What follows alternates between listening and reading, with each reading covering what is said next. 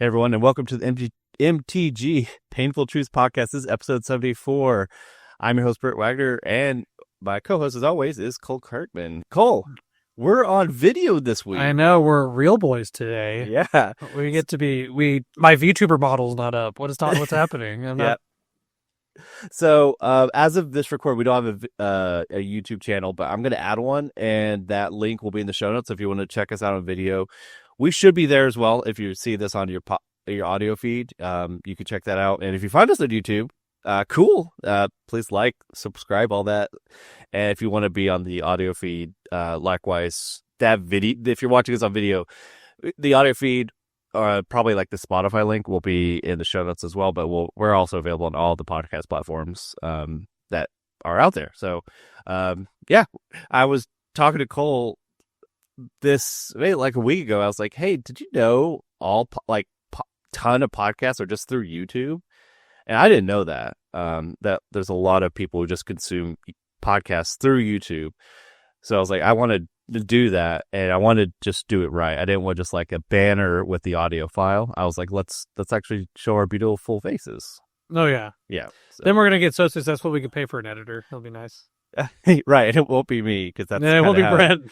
Yeah, so I told Cole, like, hey, for video, we're gonna kind of keep this ideally without any big changes. If I just plop the video file into YouTube, that made me happy because of the audio. I'm a little more delicate with that. So, if you want to get, we'll say the unrated version of this podcast, maybe the video one's for you. So we'll just leave that there, I guess. So, Cole, there's two topics I want to talk about, and really it's like one and a half, because I kind of want to dabble into standard a little bit. Really, I want to talk about modern with the RC coming up for us in the States. So, but yeah, I just want to quickly dabble into standard if you're good with that. Yeah, I'm ready when you are. Cool. So this week, or I guess it was last week, we had Cole, you and John, our mutual friend, we all hung out for a little bit at my place, and we watched a little bit of the Pro Tour. And I guess the precursor to that is your store immediately turned around and had your RCQ at your store.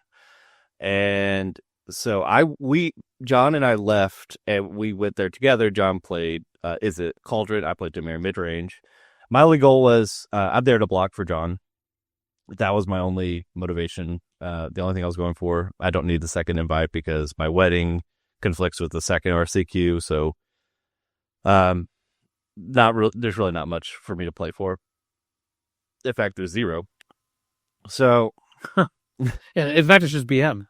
So, unfortunately for the Houston event, a lot of the events they kind of are requalifiers too. So, if you like one top 128 or whatever in the main event of the regional championship, you get invite for the next the in progress season. So, Cole, if you get top 128 or something, you get to play the next RC or something like that. So I don't even have like that to try to compete for, like CQs and stuff like that, because it's the same thing. I don't have. I already have one invite. The second one doesn't really help me. Anyway, let's talk about the event. So, John made top. So your event was 16 players. Yeah, 16 cut top 4, right? Yeah. So we hit the 17th player would have given us a top 8 cut. 17 to 32 is 5 rounds cut to top 8, but we were just shy of that, so we had a top 4 cut. And just talk about some unfortunate things. There were 2 people that were 3-0 going into round 4. And they intentionally drew, and one of the players got paired down, had to play that round. He ends up 3-1-1, going 3-0 to 3-1-1, gets 5th place. So he's out, which is that's just an unfortunate bummer. But to start, I'll talk about my tournament, but really there's not really much to talk about. The only incentive for me is cash or helping John out. So I'll just quickly talk about my tournament. Round 1, I get pair gets a good buddy of mine, Hagen. You're a good buddy of ours, Cole Hagen. and I beat him in 3 rounds. And funny story, so game 2, and Cole, you kind of save Hagen's bacon on this, which is really really funny. Um, so we're playing. He's playing. I'm playing Demir mid range, just kind of mostly the same deck that I won with at the Boardwalk event weeks ago. Hagen is playing Simic Aboroboid, whatever it is. I guess Simic aggro or Yeah, whatever. Simic aggro. Yeah, great. It's a great way to call it. And I beat him game 1. Game 2, he looks at his earlier in a turn, basically I played a kill spell on his the card that has a Bloodlet's Drowner, I think. Or Spyglass Siren. no, or it was the something. green creature that is when you target it, like Oh, uncounterable. Paw Patch. No, not that one. The other one, the 3-drop that is when you target a creature with the spell draw card. No, it wasn't Sirach. It was both. Like No, it was but one creature. Because so what? Okay, from my perspective, what happened? go for it. It was Paw Patch. It was a cheap creature. You went to, I think like you just kept killing his shit or something. That was basically what's going on. And so like he plays a Paw Patch out and you kill it with the 1-mana removal spell if you have Void. And he Yes. Angrily throws it into his deck box. Like he's flustered and he just tosses it. Mhm. So while I'm watching, I'm thinking to myself like, oh, maybe I didn't know if that spell exiled. So I was like, okay, well if it exiles, maybe that's where Hagen puts his exiles in his deck box, Right. whatever. It's separate. And later in that game, I'm walking back around. It's like 20 minutes later. Y'all like hit this point, I guess, where like Hagen like looks at his sideboard and he's like, oh, I have this Paw Patch. And he's like, oh, I registered a 59 card deck. And I tell him, so yeah, I'll jump in real quick. So he tells me this like, hey, I'm just gonna scoop. I register a legal deck. And I was like, are you sure? Like maybe you had 60 or more cards in your deck, but he said 59, and I was like, hey, let's call Cole over. You don't have a judge, so you're the best we got, and you're a judge. You are an actual factual judge. Fucked up. I said you were. So I'm like, hey, let's call him. Let's call Cole anyway. Maybe there'll be maybe the fix. I've seen this before. I've been guilty of this before, where it's like, hey, I'll put a card in your deck, basically. Yeah. Like that fix. I was like, we could probably do that fix, or like we could call you to fix this. But you knew exactly what happened. Like, hey, you threw that in a fit of rage. It's over there now. And he's like, oh yeah, that's exactly what happened. So we played on. Well, yeah, I pointed out because you were like, oh, he was like, because even Hagen was like, I don't know if I remember doing that. And I was like, well, look, and I pointed out that Brent had the removal spell in his graveyard. Yep. And I was like, it was during this turn, and Hagen was like, oh shit, okay. Yeah. I think it was a turn where I killed his Surrak, and then he put a counter on the thing, and I said, or kill the thing with Tragic Trajectory. At that point, he like threw the card in his deck box. Yeah.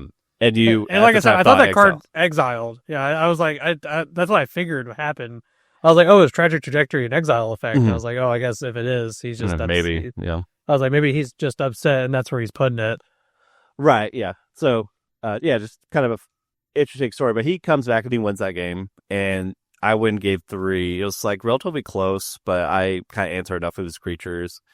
I think I kill a Boroboid before he you get that first trigger, and that's when the game starts to. That's where your little snowball becomes a huge iceberg, and then the avalanche hits. Okay, I'm not happy with that analogy, but that's when the game starts. that's when shit gets real. But anyway, he never gets to that point, and I have like a good suite of creatures, and I'm able to just like do big attack, like a big attack or two, and he basically just doesn't have anything else to hang on to. So I beat him round 2. It's against John, so easy concession. That was the right play. John, great 2-0 start, great for him. And my round 3 was against the runner-up of the tournament, who was playing green-white. There were a lot of Aboroboid decks. He was playing green-white Aboroboid. We played 3 really good games, and he just sneaks out. Game 3 looked like it was crushing. Yeah. Like every time I walked by, he had like so much shit on the board, and you just like, I mean, what's that Gear Hulk? The green white one? yeah, yeah, That's a hell of a Gear Hulk. yeah, yeah. There was, it was kind of like, I think there was, he played that, and you got like two, we got like a seam rip and just like a Thraben Inspector. Yeah, or the Warden of the Inner Sky. Right. Yeah, he got two stuff like, damn, that the card is just really good. And we're playing a mid range mirror basically. Or Borboy, maybe he wasn't playing that. I think he played two. Yeah, just like it wasn't a feature. His deck was green white like counters because he played the EOE dude to the X spell, the white green X spell idiot. That's right. But yeah, he beat me and apparently his he seemed to think like the Demir matchup was good for him. It seemed like I was pretty happy that we were hung around. He's very, very, I don't know his name. All right, I'm very bad with names, but he's a very nice guy, and it was really good games. And then the next round, I beat. Who did I beat? I don't remember. It was, but yeah. It really nothing really to talk about going into and round 5. The only thing, so I get paired against a random person. His name too. He's the one who got the invite with me at Boardwalk, and we get paired, and he's 2/2 also. And I'm like, okay, well, the only thing that matters is John's tiebreakers to me. So I'm playing literally for a tiebreaker thing for John. And I'm like, you're dead, aren't you? He's like, oh yeah, I'm dead for top 4 cut. And they're like, okay, well, I do technically want to win. And then I realized, oh, John, you played him earlier. He's like, yeah. I was like, oh, then the best thing is one of us to get a clean win over the other. So I said, let me just concede because I don't want to play a game. Our result doesn't matter. Just one of us needs a win for John's tiebreaker. I don't think it mattered who one of us, whatever one got it. But a draw I knew was worse. Yeah. So I was like, let me just concede to you. That's the best I could do. And then I was like, John, you got it from here. Unfortunately, he did not have it from here, but no, he did not. He played against the eventual winner who was playing like a Golgari mid-range deck. It was a pretty cool deck. Just like, it was like Golgari ramp kind of because it was it Morlon. Yeah, that's his like the black blow. X spell. Yeah, I mean he won the finals. Like he 2-0'd the white green player. Did he? Yeah. Yeah, it was like he just was like removal spell, sweeper, removal spell, Morlon for 6, and then attack you for 7. Yeah, I think. Yeah, he had some ramp elements. I think he probably had the Green Overlord. I don't think he had the Green Overlord. I think it was just Llanowar Elf was like his ramp element. Oh, and the summon. Yeah. Oh, the green summon. Spell. No, the green summon. Oh, Fenrir. Yeah, summon Fenrir. Yeah, he had right, that. That was his other ramp. I thought it was like Abzan Yuta or something, just based on that card because that kind of fits the shell. But it's just like black green mid rangey. Yeah, I mean he played Seminole of Lost City. I mean he played like Preachers of the Schism. Mm-hmm. Like he was like black green mid range that just capped out to a Morlon. Yeah, seemed fine. Like Golgari like hasn't been a prominent deck in the standard because VV reasons. Go for the throat too. Like yeah, it lost a lot of stuff. But it did. Lost Glissa. Yeah, Glissa was good. It lost. A lot of the black removal spells, like we had Lost Cut Down. I mean, Tragic Trajectory is pretty good too, admittedly. Yeah, but yeah, just if you like mid ranges, it can't get more mid range than that. It was a pretty cool deck. But yeah, John lost to him in 2 games, and unfortunately, I told John this later. Like he played Surveil Land on 1, threw Island away, and he never draws his 3rd land, and not to put us all in the room. That's like, yeah, you should have probably just kept that land. And his justification was, I had a lot of card draw. I was like, yeah, but if you just draw a bunch of lands, then you could just turn those into other things. Yeah. Right? Yeah, your FOMO could throw away land, and then you can draw something else. Like he was, the Golgari mid range is like, yeah, you're just salivating at this, like hanging around in the mid game and just like hitting land drops and doing stuff. And on 2 lands, you can only play like 1 card at a time. And if it's like a profs, it's like not that good. If like FOMO without their it's like you're just not doing enough at all. Like you're not setting up yourself for like a explosive kind of go off turn. You're not giving yourself a chance. So that was just unfortunate. It was funny how he played two VV mirror. He played like some of the better players in the room, and they're playing some of the best decks in the format. They're both playing VV, and he beat them, I think, 2-0 each in the Swiss. And I was like, dude, you're doing awesome. Like, I felt like from the tournament that you went to with at OKC, where he played VV, to probably this tournament, I feel like he was a little bit more confident with the deck. Yeah. And I think he played. I can't speak on the tournament that y'all went to, but I think he played it. I think he was like playing pretty optimally. He did play really well. Like I was watching a lot of his games because I was the judge that day, and I mean he played really well. Yeah. And I hate to let he kind of end on a sour note on probably like a slight misplay. But whatever, it happens. He had but it's funny, in the Swiss he played round 1, he wins 2-0. Round 2 he gets me, so free win. Round 3 2-0 win. Round 4, round 5 were IDs, and then he was in top 4. In 6 rounds he went 2-1 in games played, which was just kind of funny. And then for me personally, I went 2-1 in games played, 2-3 officially. And I was pretty happy with like my play, though there's not much to talk about with that. But yeah, so there was so Nick, he's Nick, our teammate. He went to a College Station event, just kind of a small topic. And I swear I'll give Cole the microphone in a second. I know I've been blabbering for a minute. Well, yeah, no, you're good. But it was just funny how Nick messages me. He does this sometimes. It just drives me nuts. So if you're listening to this, Nick, I'm kidding, but he messaged me us at like 12:30. Like I'm in a few discords with Nick. He's like, "Hey, there's a RCQ at College Station tomorrow. Who's in?" And I'm like, "Dude, you're like, no, like you give me like it's a 3-hour drive to College Station, and you're telling me at 12:30 about this." I'm like, no, I'm not going. There's no way. But unfortunately, or good on me for not going.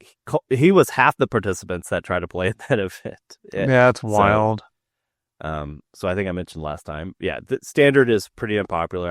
I'm not. It's not that surprising either that a small College Station is like, they just don't care about the standard format. And it's so crazy because when I went to College Station with Mr.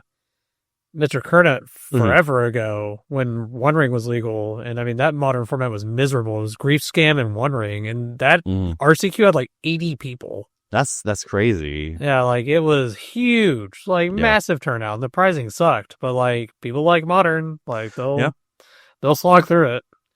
Yeah, and just to kind of make an assumption about College Station, if there are Magic players that are like at the university at Texas A&M, they may not have money to play standard. Like College. Well, VV is the price of a Modern deck, so like, I mean, Yeah, and they might just have like, oh, I have my Modern decks, or like I have like 2 or 3 Modern decks, but standard it's too expensive to keep up, and in College Student, like they might have no money, Yeah.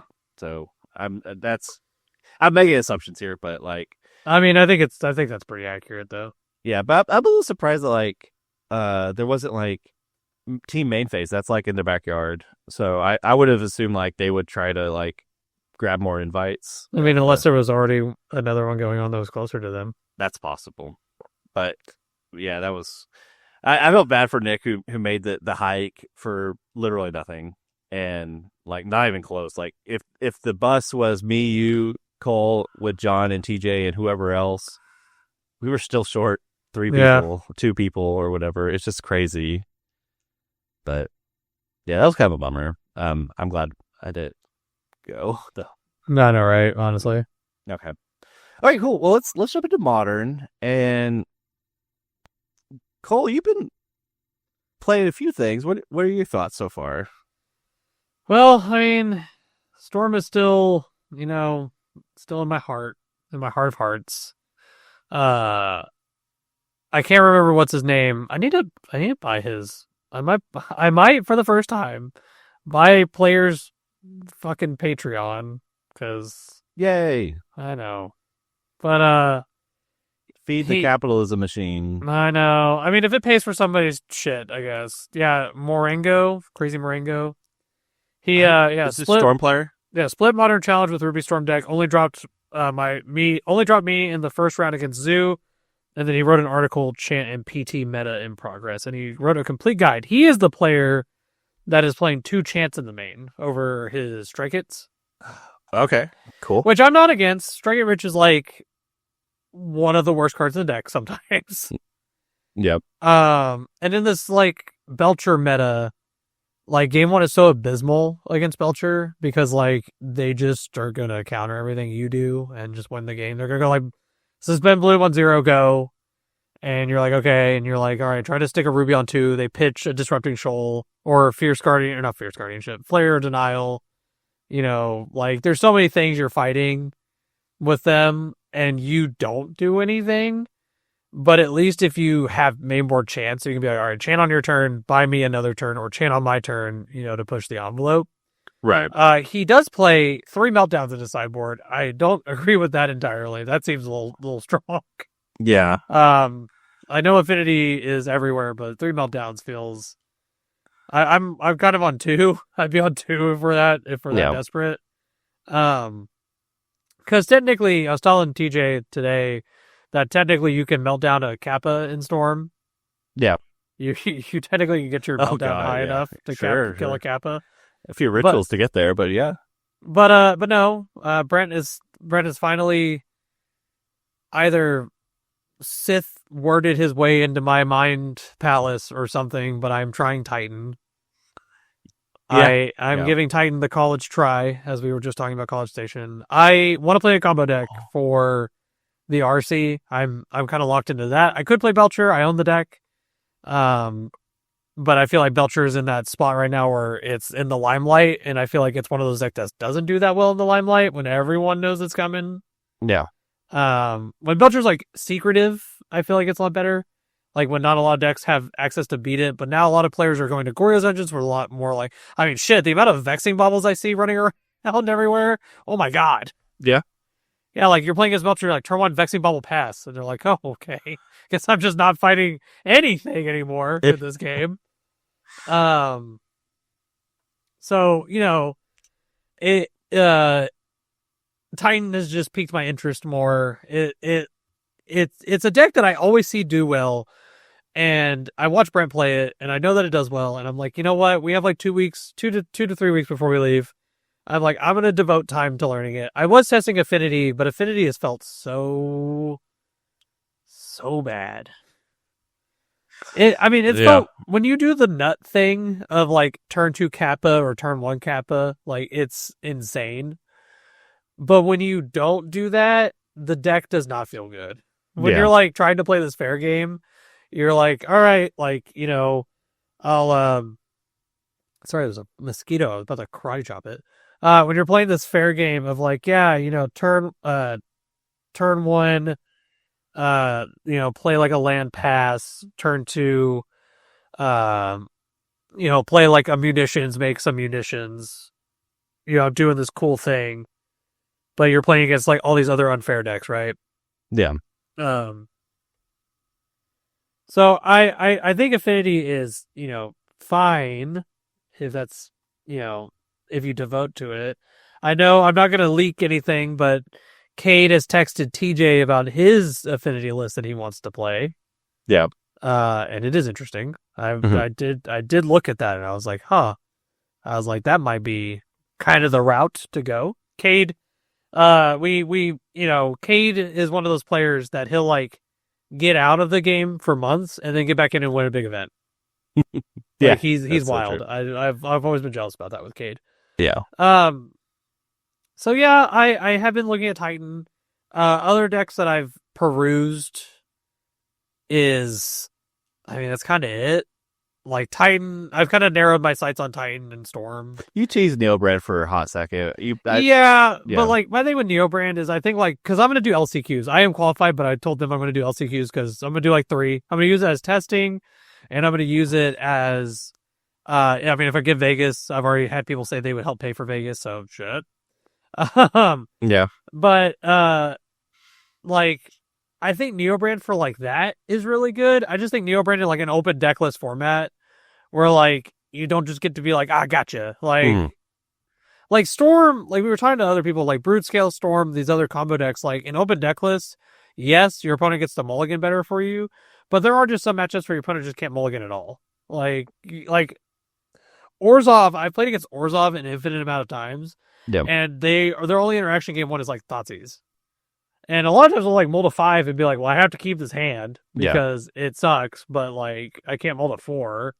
Right. And then I'm just like keeping a 7 Storm hand. Like, but yeah, I think I'm still really high on Storm. I think it'll be tough to take me off of it. But I mean, we've been practicing Titan. I mean, if I know Brent and I have talked about on the podcast before and have talked about in paper. I mean, Brent's come to me and been like, Cole, if you say Storm is the take, I will play Storm in an LCQ. And I think Storm is a good LCQ deck, but then I also think Titan is a good LCQ deck. So it's kind of one of those things. But I know Brent was saying like, oh, if he qualified, he would come to me and we would both talk. And I don't know. It's hard. It's one of those things. Like I think Storm is good.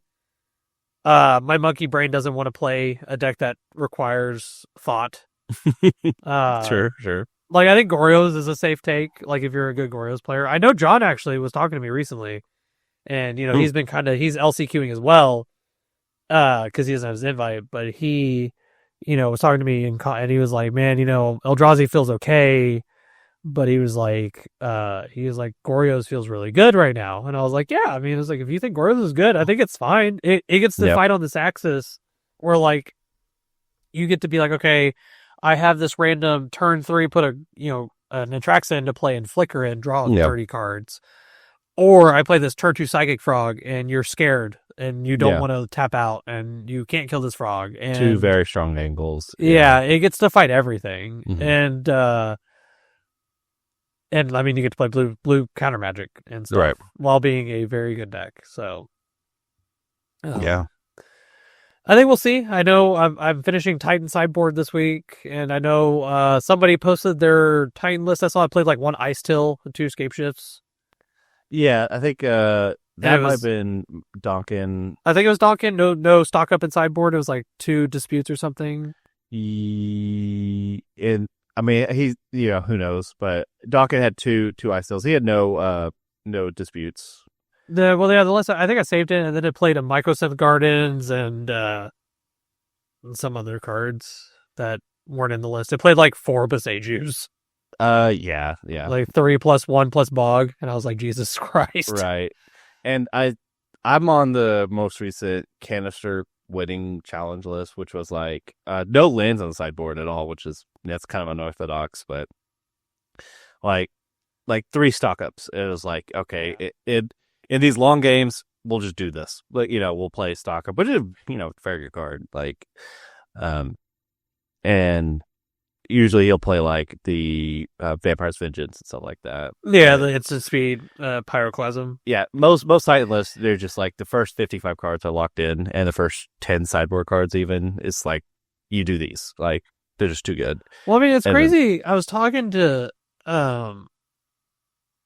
I can't remember. I literally just forgot about it, what I was going to say, but it was something Titan related, and we were just talking about like what the deck is metamorphosed into.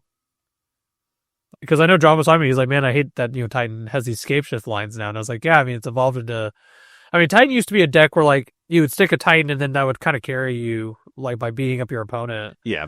But now it's like, okay, I'm just gonna like play all these combo finishes that can win the game very quickly. It's like, it reminds me of like, this doesn't exist anymore, but the Scales deck, where it's like, it's hard to read how scary the board is, kind of, where you just don't know. Well, yeah, you don't know. You're like you see the hardened scales on the battlefield, but you're like, all right, is that bad? Right. Do I deal with this? Do I nature's claim this now? I mean, the answer probably, if they play if I pass, am I just completely dead? Or like if there's like an Ozolith and you're like, there's no counters on it, but right. Yeah, but they have like an Inkmoth Nexus, and they have like 3 cards in hand. Just like, man, it's just kind of like it's kind of very like Hammer intimidating. too, Yeah, right? Yeah, where they're honestly. like they just play like a Ornithopter and a Sigardas, and you're like, am I dead? Yeah, do they just have 2 sticks in hand and it just throw it on the table? Yeah. And Tides is like that too, where it's like, okay, Spelunking and 3 lands, it's like, okay, fuck, they could easily have it and stuff like that. Like Escape Shift, they just need 4 mana and then they have access to the 9 or whatever, and they could just loop and win. Like it's kind of like looks like an innocent little board state, but it could be very lethal. Yeah. Storm's like that too, and it's just like, well, I was gonna say like Storm goes like 3 lands, and then they're like Ruby Ritual, and you're like, oh, I died. Like, what happened? Like, where did this go? Yeah, you started this turn with a land, and now I'm taking 21 shots. Yeah, but yeah, now and Titan used to be this like, oh, I'll just like play a Titan and get a Tolaria West to get another Titan, and just kind of the Titan loop was just over turns of playing a second one. Yeah. And now the Titan loop represents 1,000 game actions and infinite Titans. Like it's just it's so different nowadays. And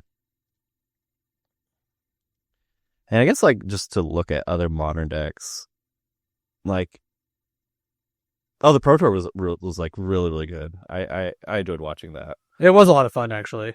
I'm also looking at decks. Yeah, we had 7, we had standard formats where the Pro Tour was like, hey, it's a bunch of VV and a bunch of red. And this, we had 7 different decks, like 2 Belcher players. Yeah, and I mean, Izzet did well, which was impressive. Like, I mean, it's interesting because like Boros isn't a deck currently. Like, it doesn't feel like, which is crazy. Yeah, I don't even think it's like that bad of a deck right now. Still, like it didn't get worse. Like it's just crazy. But it used to be just this dominating thing. Like the format was like, all right, well, if your deck can't be Boros, like you're not playing Modern. Yeah, exactly.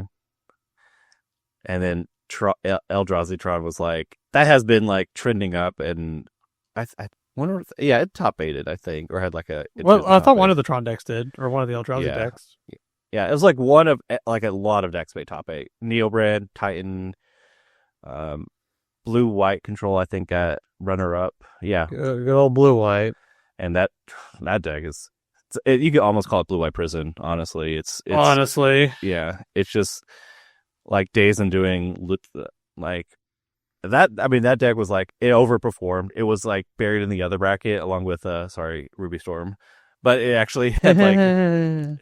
It had really good results, and made top 8. And I think their win rate with the small sample size was really good. I don't have the data in front of me, but I remember it was really, really good. And yeah, Titan had a really good win rate. That would make me nervous about playing Titan. Is like, all right, the crosshairs now are probably going to be focused on that.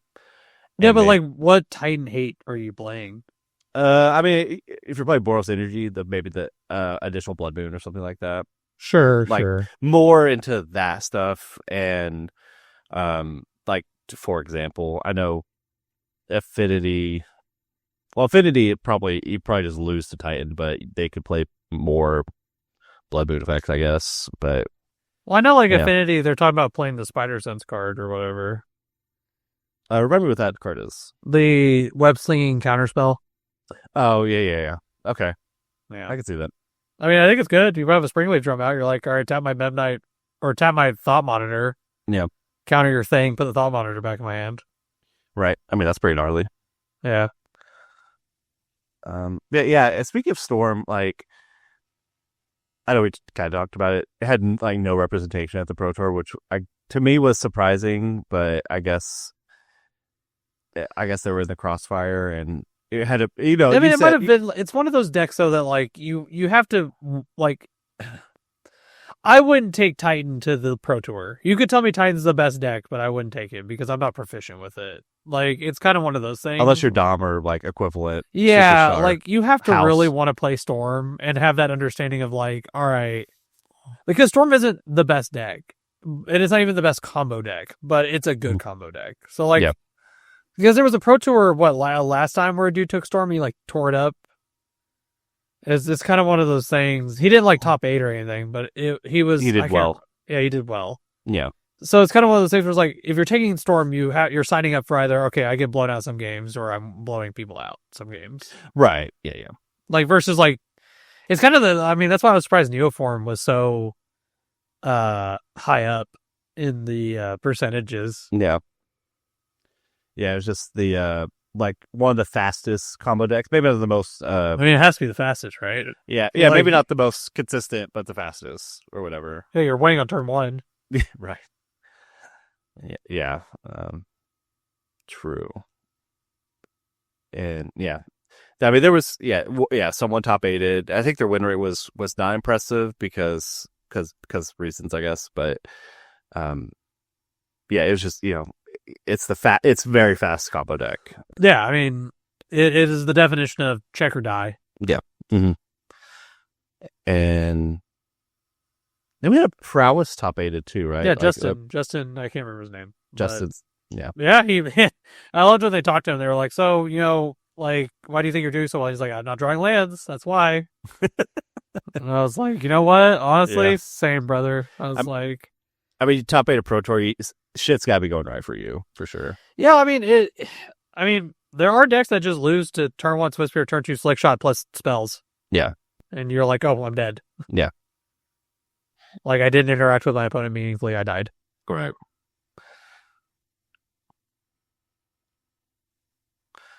Yeah. Yeah.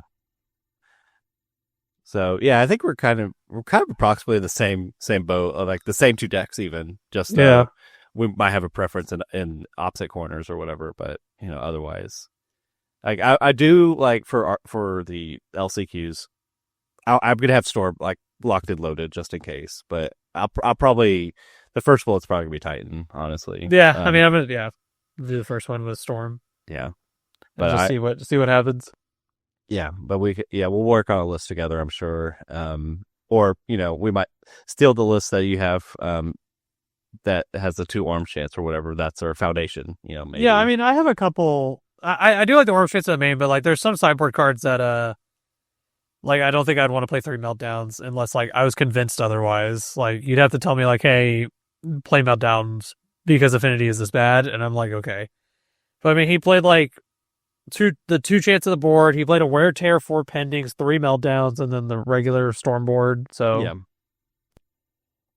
I mean, normally I would say like just about like, oh, this Affinity deck. I would just say, without knowing the context of what like how the deck is played, because it's like very different than like the old school Affinity. I would say, oh, it's probably just like a pretty good matchup because Affinity is like this mopey mid range, but just their 0 drops are just like Tormod script. It's like, wow, I can't do shit with that in play or whatever. And even just like at random needle on the backside route, it's like, okay, well now I need a wish to pending that. It's like kind of blows.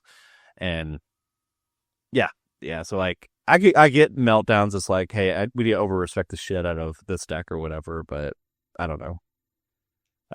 I do kind of totally get it. I know like Brotherhood's End was also like a card, but maybe Meltdown's just. I can see Meltdown just being better, just like at X equals 0 or 1. Well, that's what I was gonna say. Yeah. Like the way I see it is cheaper. like if you're on the draw, Affinity does the nuts. They like turn 1 warp, make like 10 permanents, and you're like, all right, go my turn. Mountain Meltdown 0, go, and they just lose. Yeah. Like I can see that. So I mean, if Affinity is that prominent, I would agree. I don't know how prominent it's gonna be at the RC. Yeah, I don't know either. And like there is no like just going because there's one total Ruby Storm player. He had a very weird list at the Pro Tour. Yeah. So there's just no reasonable data that we got about the Ruby Storm matchup against all these other decks. No, besides the people that are playing on challenges. Right, yeah. And they're getting some success, those challenge players and stuff like that. So yeah, it could just be where like, oh, this prominent deck, just like Titan with Ghost Quarters and Ice Steel Explorers, it's like, hey, Belcher is a big problem. Like the biggest problem. Yeah. So let's just over respect the shit out of it. Storm with meltdowns like up to 3. That seems like that kind of Yeah, I makes mean, sense. Affinity, I've had some matchups where like, you know, the Affinity is the nuts, and then they get to hold up Rebuke, and I'm like, oh, I just can't get to play a game anymore. Right. Yeah, I'm going to lose these 6 tokens. Yeah. Yeah. I mean, it's anemic, but I'm losing. Yeah. It's just like the mid-range deck that just lines up super well against Storm. Yeah. I guess that would be mid-range. Sure. If something's mid-range, yeah, Affinity is probably mid-range, I guess. Yeah, it's weird. Well, I don't know if it's mid-range. They don't like going to the late game. Yeah, that's true. I think they're more of like an aggro deck. Yeah, maybe Boros Energy is the closest we have. Like, I don't think Dexflaw and they all are just in a combo, like basically. But maybe Boros Energy is maybe that's Zoo is mid range. Sure. Well, Zoo is falling off too. Yeah, falling off super hard. Right. Yeah. They fell into the other bracket too. I think. I don't think they were one of the top tier decks. I think. No, I don't think so. Like, it was funny how the data looked weird to me. Like, I'm not surprised, but it just kind of like, at snapshot in time, I was like, Goryo's, Vengeance, and Belcher, like 1-2 decks or whatever. I mean, Goryo's is believable, though. I thought Goryo's has always been pretty good. Yeah, well, like, in the history of Modern, it's just like, it normally is like not a prominent deck, and then now it's like the most prominent. Like, at this point, it was the most prominent deck, and it's like, I know it falls, like, in and out of favor in, like, the years of Modern, but it was just kind of like, in this span of time, it's one of the best choices, or one of the most popular choices, or whatever. Yeah. I just thought it was interesting. Cool. I think, like, as a Titan, well, to talk about Titan a little bit, I think that the thing that kind of scares me the most is, like, Belcher is scary, but, like, Control is just, like, that was a miserable win, like, time. I mean, I'm in the same boat though. Like, I don't want to play against like you have. I have a turn to sneak under them. Yeah. Like I play Chant, and then I'm like, all right, Chant, target you, and hope that they don't have a Chant to just chant me back in response. Right. Like, there's like no good avenue to like get in under them, and then it's like, okay, well, I guess I could play Flage, and just hope Flage, does the Lord's work. Yeah. I mean, that's I've always kind of thought Flage was questionable. Yeah, I'm sure if you had it, you'd bring it in, but it's like might be a little slow against Control, where it's like, all right, now I'm activating Teferi or whatever, and now they're looping chants or whatever. It's like, well, that's what I'm saying. I mean, that matchup feels abysmal. Like, yeah, like it's not your granddad's blue white Control anymore. This is like. It's like prison. It's like prison. Yeah, I said earlier, it's like, yeah, it's prison. Like, they just get to a point where there's like days for 7 for 1, or even upkeep days or whatever. It's just like the worst thing ever. Yeah. And yeah, that kind of scares me. I have I play against a local friend who was on like blue white days, and like, I won, but it was like barely. The build is just so bad. Like, for well, yeah, I mean, you're more close to Storm now. Like, you're kind of all in.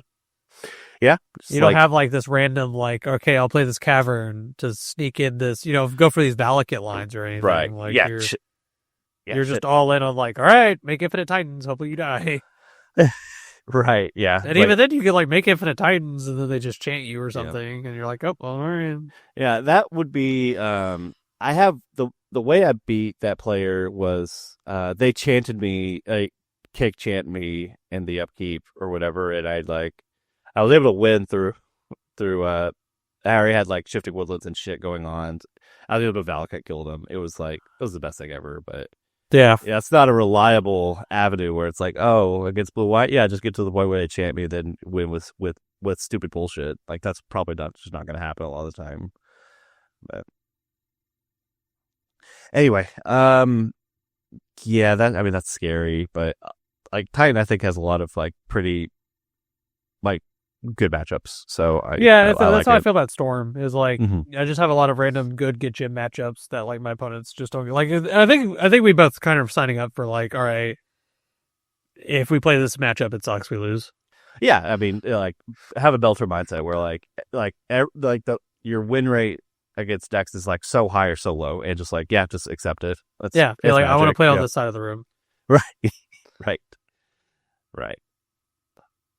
Cool. Well, I've not had very good luck with LCQs, but hopefully my luck turns around. I feel like there have been times where I played LCQs.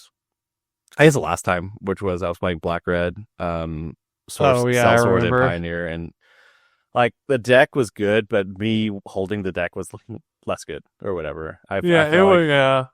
I felt like I was not doing. It's just like Excuse me. it just reminded me of like it's like Infect deck or whatever. It's like Infect or Hammer, like more modern day. It's just Hammer. It's like you kind of just go for like usually it's just like don't think, just go for it, and it just makes me like vomit a little in my mouth. And I just kind of hate it. But what do you mean? I have to go for it? But what if they have the thing? It's like just kill him. Yeah, don't be a bitch. Like don't be a bitch. Kill him. But it's like, man, Cole, you know me. It's really hard for me to not be a bitch.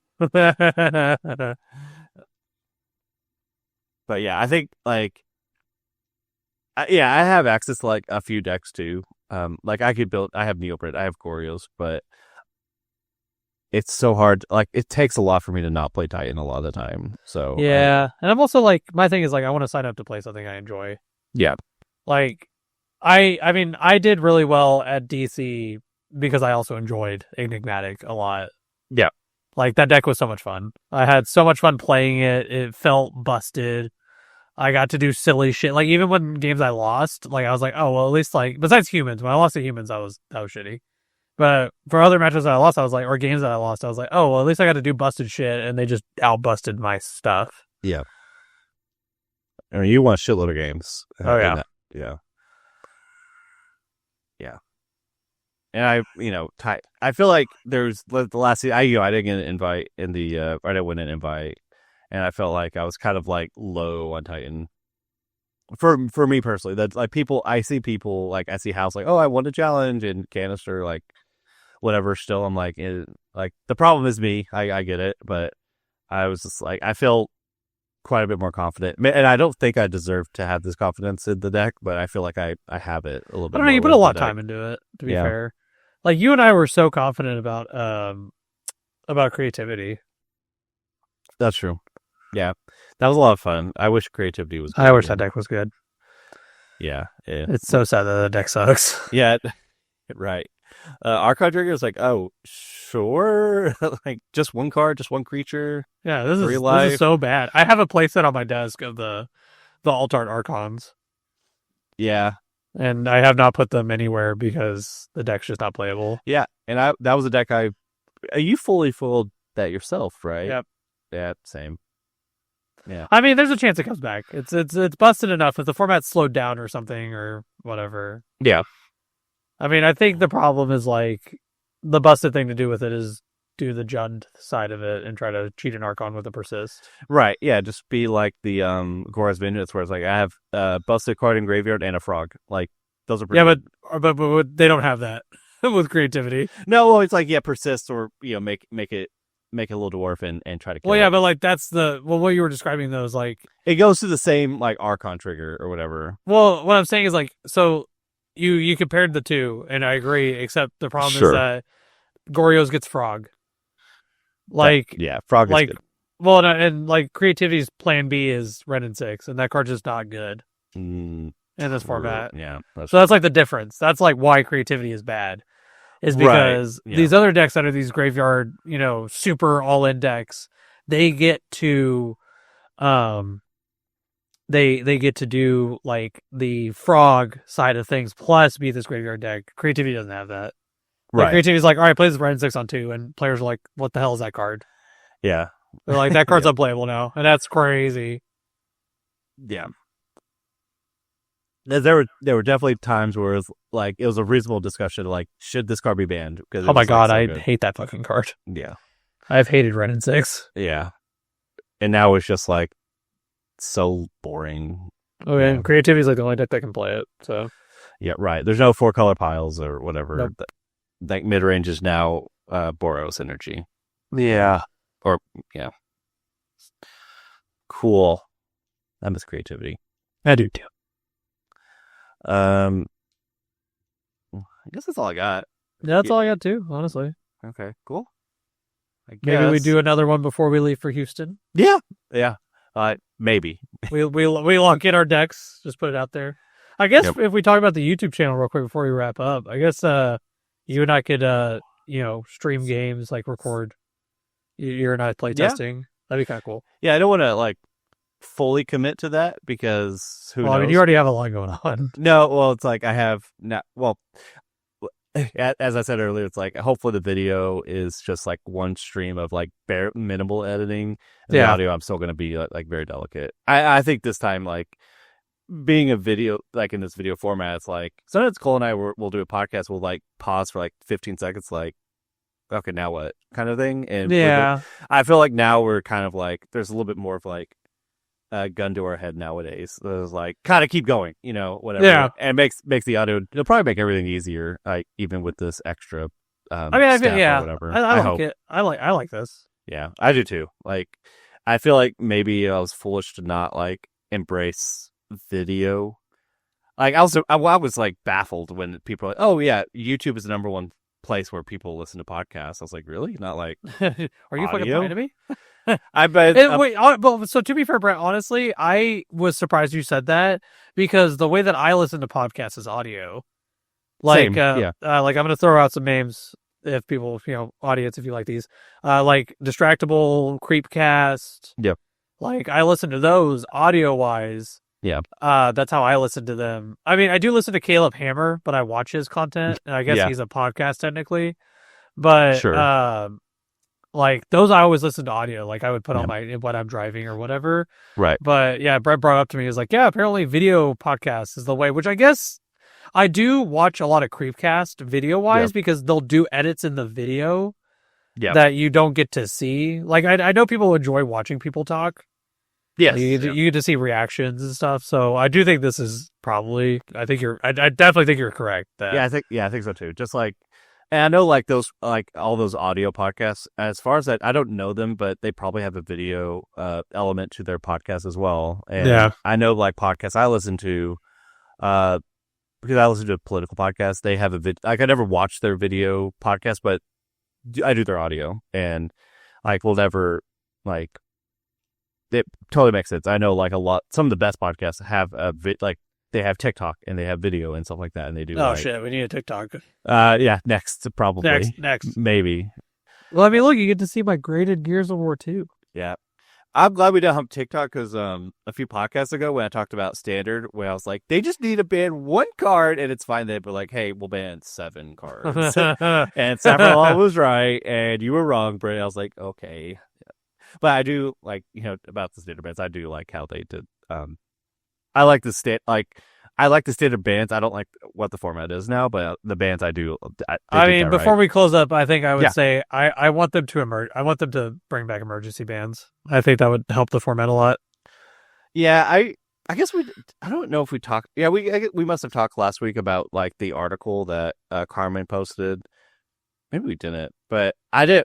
I hate to say it, but I didn't really believe that too much. Like when they were like, "Oh, we'll do more ban windows." I think no, I didn't believe it either. I think you should just do emergency bans again. Like you should just open it back up. I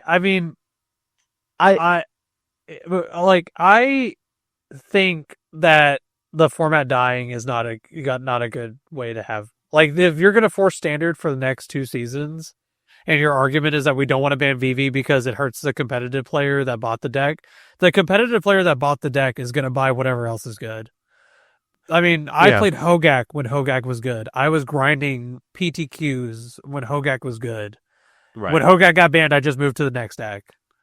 Like, right. I did not bitch or cry. I played KCI. I played Snoko.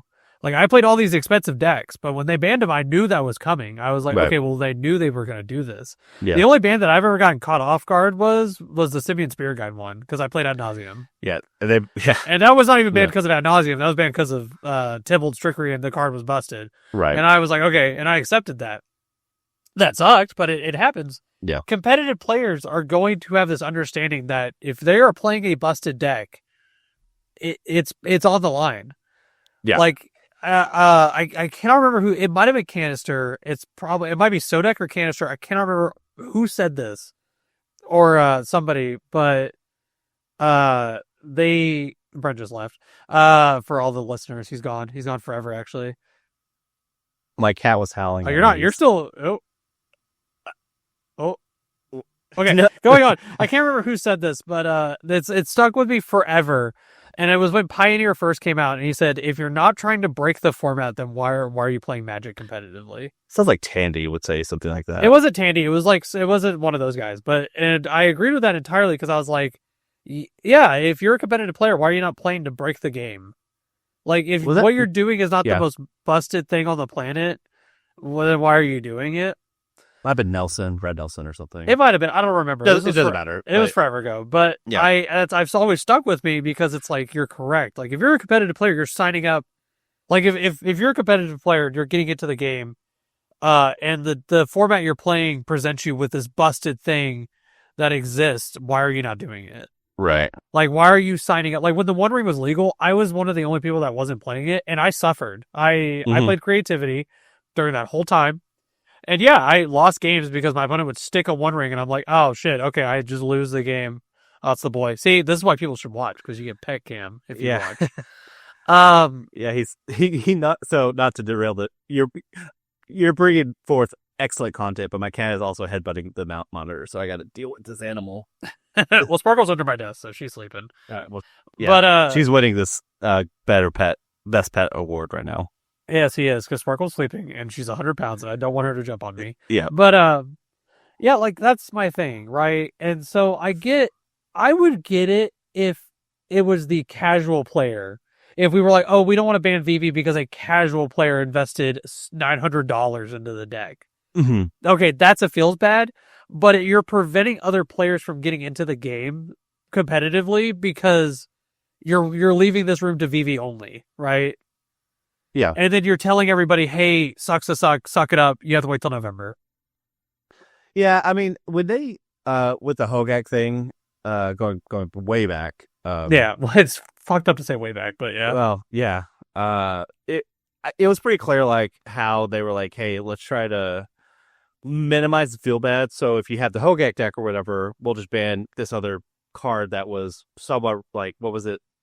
It was Bridge from Below. Yeah, Bridge from Below. They banned the combo piece. Right. And then they're like, oh, the problem was not solved. And they were forced to ban Hogak. I had to show you off because Brett showed off his cat, but you're not. You're like contorted. What are you doing? But Hogak they were trying to like, hey, preserve MH1, like make the interest still high because of Hogak and shit like that. But like, okay, the problem that Hogak got like 3 cards banned, including itself. And like it's clear that they were pretty blatant about it in that article where like, hey, we're trying to minimize the feel bad for people buying into an RCQ deck, and you can't play it after midseason or whatever. And they said, and I think like to me, it's like they don't expect, maybe the power level of the next standard formats are going to be a little bit lower, and so they feel confident in saying that. But because I think if I recall, they said they're going to do like banding windows in each of the sets. So like Spider-Man, like if it was like that philosophy at the Spider-Man set, they'll do bands or whatever, and EOE and whatever other sets are out there. That was like my kind of takeaway, where they'll have kind of more windows, but yeah, they're still trying to minimize feel bads basically. And I mean, I completely get it, right? Yeah. Like I would get it if the argument of like, if it wasn't the VV level of strength, right, is my thing. Yeah. If it wasn't as strong as VV is, where if VV is forcing things out of the format, then I would definitely understand. But the fact that VV is forcing people out of the format and forcing this format to be streamlined in one specific way, I think is my problem. Yeah. You want to come lay there, Dem? No, you're tired. Lay down right there. Yeah, I just, it was pretty clear, like, early in the season, they were like, hey, BNR is, at the time, November 24th, and that, like, through Carson's article, they kind of, I'm sure that they kind of editor was like, came and like, hey, we need to just, like, kind of emphasize that there's not going to be a banning or whatever, even though everyone knew it was probably, like, the best interest or whatever. Yeah. And then cut to, I think it was the Jerry T podcast. They were like, yeah, there's no way the Baltimore tournament, which I think is like in 3 or 4 weekends or whatever, which is standard Grand Prix. They kind of imply like there's no way the format will be like that. I was like, dude, they locked it, like they've hard locked that date or whatever. And they with Carmen's article, she basically said, no, November 10th is the update date for Southern World's format isn't shitty. And it sucks because you have all these big events where it's just like 6 of the top 8 is VV. Right. And that's so bad. Like it's so bad. Yeah, I always do Brent's prediction. It's gonna be like VV or whatever. It's like everyone like it's not like a wild take. Everyone knows that's gonna be it's out. Like yeah, and I mean VV and Cauldron are already going down. Yeah. So it's like, all right, well, what's the argument? Like, and we started the episode talking about that there was a 2-person RCQ that didn't fire. Yep. Like, these people are just refusing to go to these events. And it sucks because, like, you have stores that are doing these special ban list things where they're like, all right, well, you can play VV in our event, you just don't get pricing. Like, that sucks. Like, why? Like, yeah. Well, it's so bad. And I don't know, man. It's rough. I want it to be fixed because I wanted to play standard, and then we would go to some RCQs. I was like, this format sucks. Yeah. It's like because my thing, and I tell people this, and then we can wrap it up here. But sure.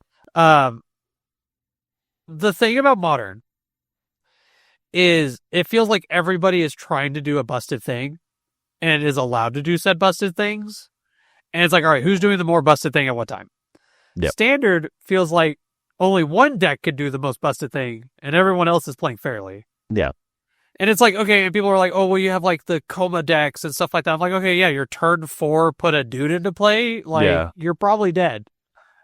Yeah. Like, and then people are like, oh, well, like, if they don't get Cauldron, you're fine. I'm like, no, they could just get VV and VV will just carry. Yeah. Or the problem with is the format is not free enough. Like, there's no free spells, thank God. But it's not like, you're fighting so many accesses against the VV deck where it's like, okay, well, if I try to hold up this removal spell to kill the VV at some point, this Mako that's like a 6/6 is going to kill me. Yeah. Or I have FOMO and Proft or whatever. I do kill the Mako or the other creature, and then they stick a Cauldron, play a VV, there's so many axes and avenues that you're trying to fight against in this format that you just aren't able to fairly. Yeah. And so I think they should just ban VV. I think Cauldron's fine, but if they came out and told me they banned both for whatever reason, it's whatever. Like, I think they ban VV. I think if they come out and they say, we want to ban Cauldron because it's preventing us from printing better activated abilities on bigger shit. The Sorin justification, too. Then that's fine. Yeah. Then I'll take that. That's whatever. You can make that argument. That's cool. If they were like, we want to put Yawgmoth Thran Physician into standard and we literally can't because the Cauldron is a legal card, then I'd be like, all right, cool. Like, you got me. Sick. We want to put Grist the Hunger Titan in standard, but we can't because of Cauldron. Okay, well then ban Cauldron. Yeah. I think they'll ban both just because it just reminds me of like when they banned Luris in Modern and Giganta and Pioneer. Both. They banned him in both opinions in both formats at the same time. They're like, hey, we don't want to come back to this thing. Like, let's just get rid of it. So with that thought, I think they're gonna ban Cauldron as well, just for what you said, just like, hey, these goofy things, we're just gonna ban it too. No, we don't want to deal with it later. Although I think like if Vivi's gone, Cauldron is not like it's still the roots which is a really cool deck. Yeah, it is. That's like why I think I would like that deck to exist. That deck is cool. Yeah, like that to me is what Cauldron should be. It's like this really interesting idea. Right. I mean, Cauldron has tainted my taste for it since Modern because of Yawgmoth and stuff, because it was Mhm. always like, oh my god, turning everything into a fucking grist is really annoying. Right. Yeah. But I think it's a cool card. Yeah. I mean, I hope they just ban Cauldron and then we experiment with the VV Prowess deck that I kind of led with in this early standard format. But I think VV's just too strong. I don't, yeah, like, I don't expect it. Just giving VV haste and then, like, it's still this problem.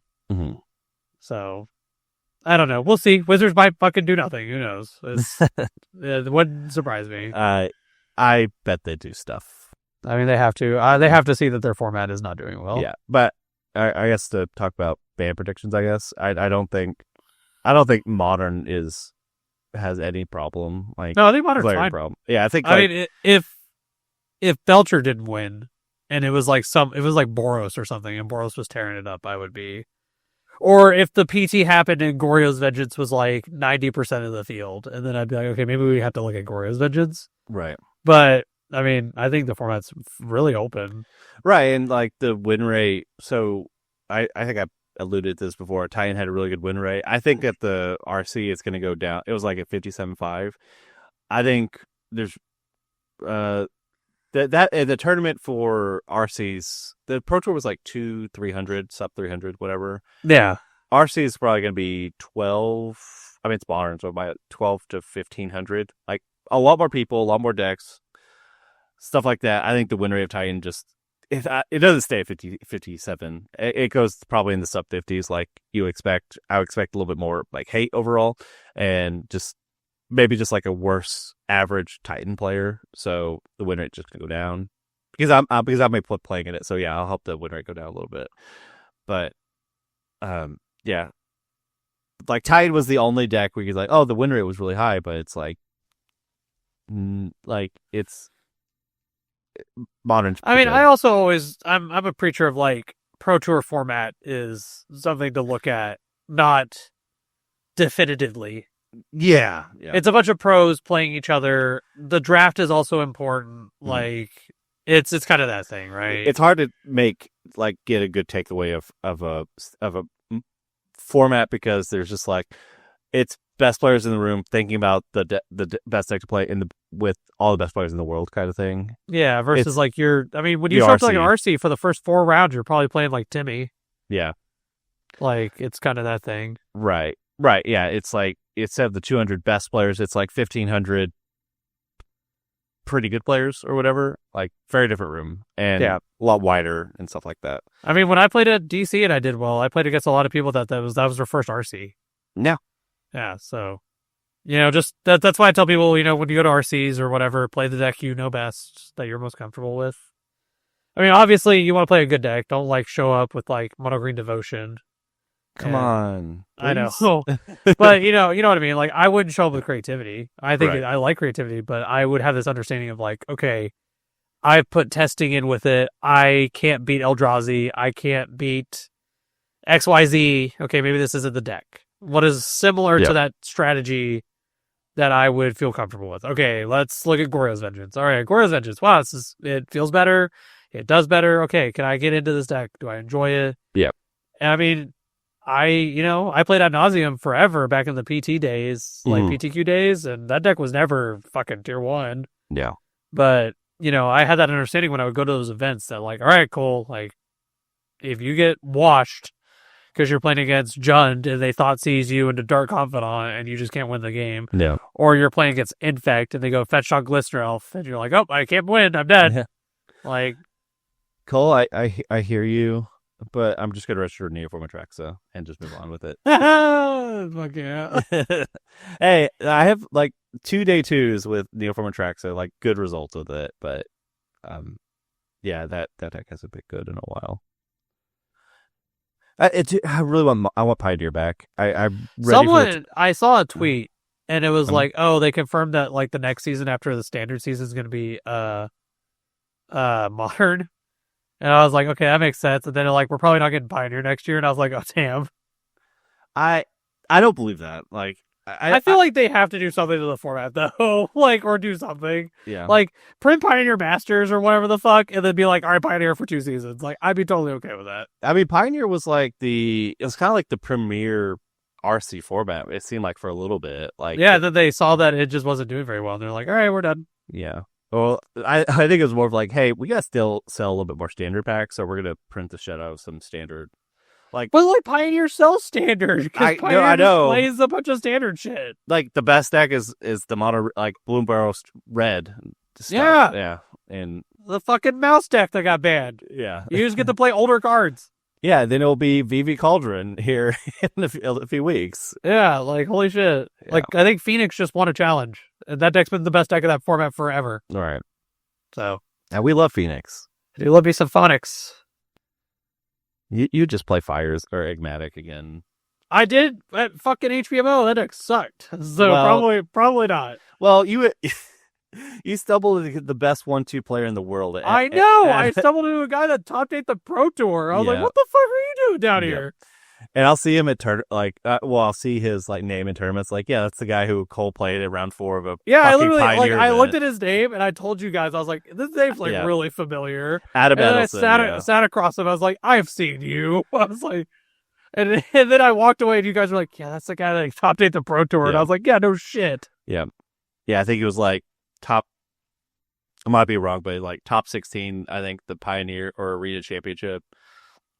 Like, has a really strong Magic resume. It's really funny. He's crazy. He was really nice though. He's really cool. He seemed like a nice guy. Yeah, could we? Yeah, 1,000% learned a lot playing against him. Like even though he mollywopped my ass and fucking washed me, I'd play against him again. Yeah, he seemed like a good dude. I guess he's somewhat local, or it's. I think he said Oklahoma. I don't remember. I mean, HPMO that it brings in people from across the states, so he could come from anywhere really. Yeah. I wish I could play that format. I really want to play my deck. I know. I went to that event thinking you were going, and then you were like, I'm not going anymore. I had a problem with my tire problems, car problems. And then I was miserable.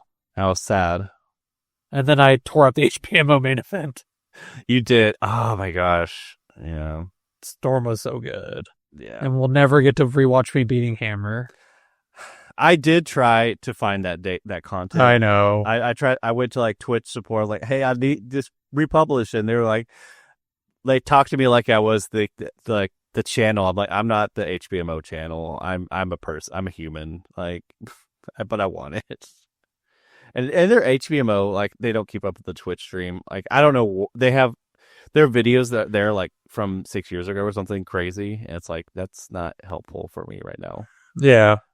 It was weird. It was only up there for like 2 weeks. I have the day 2, but unfortunately that's the round you lost. So yeah. When people ask, I'd say I lost the footage or whatever. I don't know. I think Cole top 8 is. Don't ask again. Yeah, don't ask me again. Yeah. I think we had unrelated to that. I think we had the 2025 HBMO date or 2026 HBMO. Yeah, I don't remember what it was. I mean, it's always March. It's March something. March something. Maybe I'm lying. I think I am lying. Yeah, never mind. Yeah. I guess that's all I got this time, for real though. Yeah, that's all I got. Okay. I got off my box. Okay. Yeah, same. Okay, cool. Well, so I guess now if you're listening to this on your regular podcast, check the show notes for the video feed. It probably will be as easy of a YouTube channel name as I could come up with, and I haven't done that yet. So TBD. But assuming I have it, check the show notes. If not, I'm sure we'll tweet about it and and do that. If you're watching us from YouTube, this is what we look like. I'm as bald and beautiful as Cole alluded to, probably into prior podcasts. And my fan fictions, yes, you're correct. Yeah, and but we'll put a link to the audio format. I guess the video. So down there somewhere. No, on Cole's side because it's on my side. Yeah, over here. Yeah. Thanks for checking us out this week, guys, and we'll see you guys next time. Later.